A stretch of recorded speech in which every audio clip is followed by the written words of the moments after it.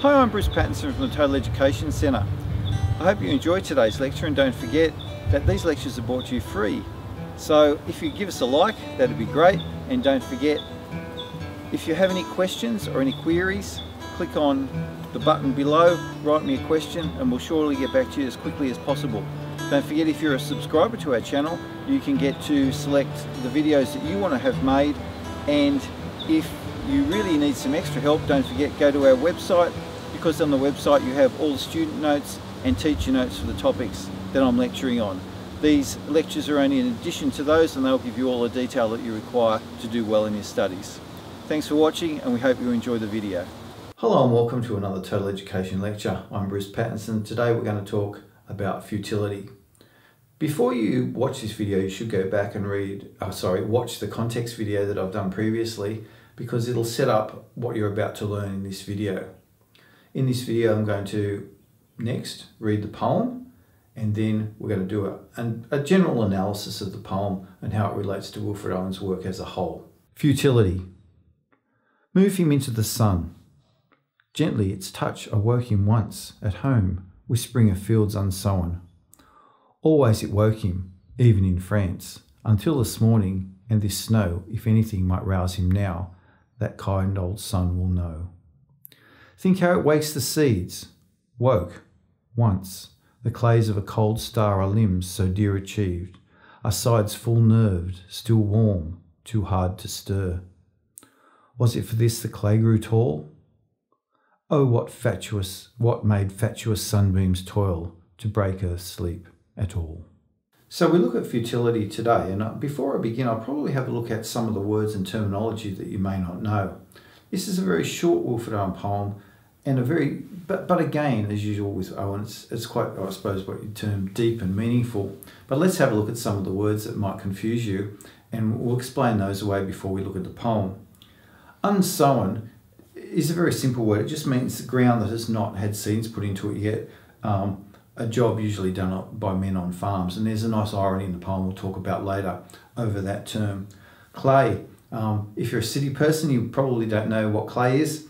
Clay is a very stiff earth or type of soil that is used to create things such as bricks, so it's very, very hard to dig. It's very sticky and tactile. And fatuous just means senseless or silly. So there are three terms that you might not have been familiar with prior to reading that poem, and that might clarify a few things for you. So really, what is futility about? In Futility, Owen describes the death of a soldier on the battlefield and questions whether that this was the end he was planned for. Owen uses his death as a starting point to consider the general human situation. And this is one reason why his poems are timeless. And we talked about that in the introductory lecture, that Owen's become very, very popular with more modern audiences. And I think that his work is timeless because it questions the meaning of life and the questions our existence and why we're here and to what purpose.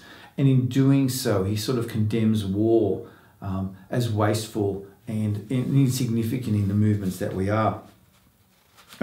This is why his classification as a war poet, I suppose, is a little bit narrow. And Owen, we should consider, well, we call him a war poet, and he's always included in collections of war poets. Owen's poetry talks to us on many different levels, and you need to think about that and look at him in a wider sense and what he means to us. When he questions the human existence in this poem, and he talks about the purpose of life and the purpose and the meaning of this soldier's reason for living, he talks to a wider population, not just people who've been to war.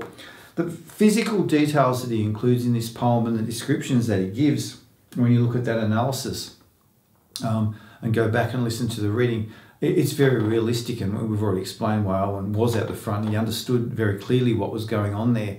And so the words and the descriptions that he brings to us are very real and immediate. The reality of this poem is very clear. The universality of the poem is also evident in the use of the term clay and sun and seed, which are all essential items for our life. So he tries to draw on different images and different ideas. And the boy himself was from the country, and he seems attuned to the movement of the sun. It woke him here, it wakes him on the battlefield, and it woke him at home. And you notice that Owen, when he looks at the poem very specifically, the at home is very clear and set aside at the start of line 3. And Owen, in the other poems, and here's a good link for you to talk about when you look at the other poems, what Owen does is he narrows it down and he makes it very immediate to people, and he makes it immediate to the audience as well. And we can relate to someone being at home, even if we can't relate to him being at war. The contrast between the sun, the connotations of, and the connotation of life, and the sun brings us life is in direct contrast to the death of the boy. And he says to us that the sun woke the boy in France until this morning, and he calls him the kind old sun, and personifying the sun in that way brings it certainly to us, and we know the feel of the sun and all those sorts of things. Any hope that we have is dismissed in the second part of the poem, as we see. Think how it woke once, the clays of the cold star, the limbs, full nerved, all those sorts of words. And the descriptions of clay are a direct reference, of course, to Adam and the creation. The fatuous word, the silliness, the senselessness of his death is a link that you can make to every one of Wilfred Owen's poems. And this is certainly a good poem as an introductory poem to link into all the other ideas that he has. The life here, Owen makes the death seem extremely premature and exacerbates and heightens that sense of loss. The final point which he raises, he talks about our existence and why we exist, and probably the clearest analysis I can give of that is it's Owen's protest against war. It's more complex than that, though. He says that life is pointless when it's wasted that way, and Futility, the title, tells us that this is probably one of the most despairing of his poems together. Futility captures the uncertainty of wartime, it captures the senselessness and the waste of wartime, and the title gives it away. He uses those rhetorical questions at the end to draw us in and make us think about what's happening, what was the reason for the death, why it happened. And so you need to consider those things and link it to the other poems. That's probably all we have time for today when we talk about Futility. It is a very short poem. There's lots of things in there that I've started you off thinking about. You can go away and have a think of those and relate it back to his other poems and those ideas. Don't forget, we have more lectures in the Owen series. We'll be discussing more of Owen's poems and talking about those. Keep a lookout for those in the future. I'm Bruce Pattinson. I hope you've enjoyed this lecture. Thanks for watching, and goodbye.